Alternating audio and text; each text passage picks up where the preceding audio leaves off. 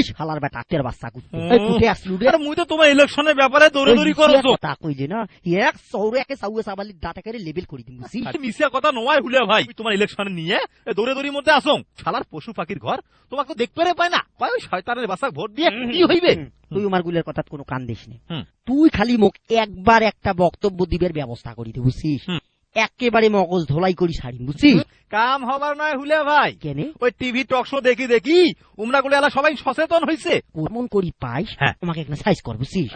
টাকা পয়সা যা লাগে মুই ব্যবস্থা করি। মুই যেমন করি পারো উমা গুলাকে হাতত আনিম বুঝছেন।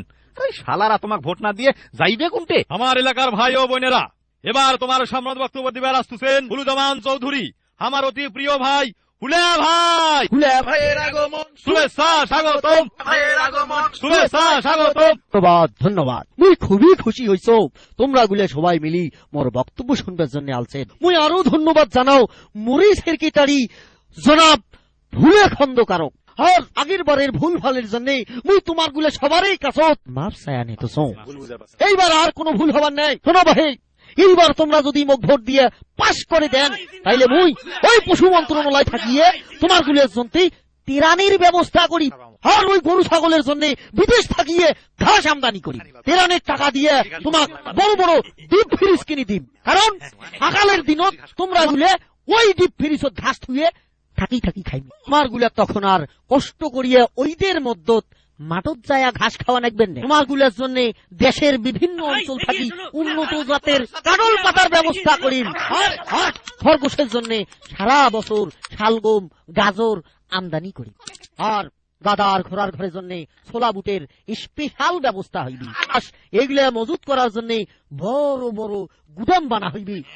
আর ওই শুয়োর গুলার জন্য দেশের বিভিন্ন গ্রাম থাকিয়ে উন্নত জাতের কচু আনা হইবি। কচু পাখির ঘরের জন্য নদীর পূর্ব পাকের বড় ফাঁকা মাথানত বিভিন্ন জাতের ফলের গাছ নাগা হইবি। বেশি কোনো নাকি রে? কয়াজান ভাইজান কয়াজান, আর মানুষের ভোটের জন্য কত বড় বড় মিশা কথা কয়, আর তো তোমরা একটা উন্দা বিলাই। আল্লাহ ভরসা করি চালে যান। হ্যাঁ সবাই শোনো ভাই, কাল দোপ্রত মোর বাড়ি তোমার গুলা সবারে জিয়াপতের দাওয়াত থাকে।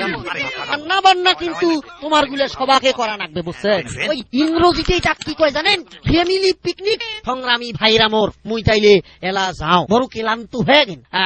আসসালামু আলাইকুম। ওয়ালাইকুম আসসালাম।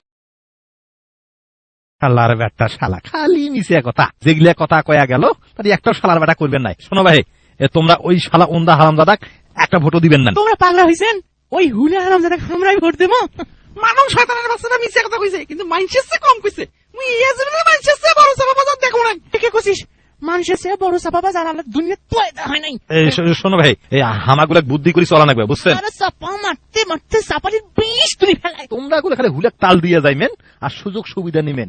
ভোটের তো এলো মেলা দিন বাকি আছে, আর মুই তো আসং এমন পাম ওই শালাক দিম তোমরা গুলা সারা কিছুই আমি বুঝবে নাই। ঠিকই কইছেন ঠিকই কইছেন। এবার উয়ের মাথা কাঁটল ভাঙ্গি খাওয়া না। হ্যাঁ এই তো বুদ্ধি এলো হইছে। হ্যাঁ একেবারে পঙ্গপালের গুটি সবাই আনছে রে। আন্ডা বাচ্চা বুড়েনি কাইও পাত যায় নাই। হ্যাঁ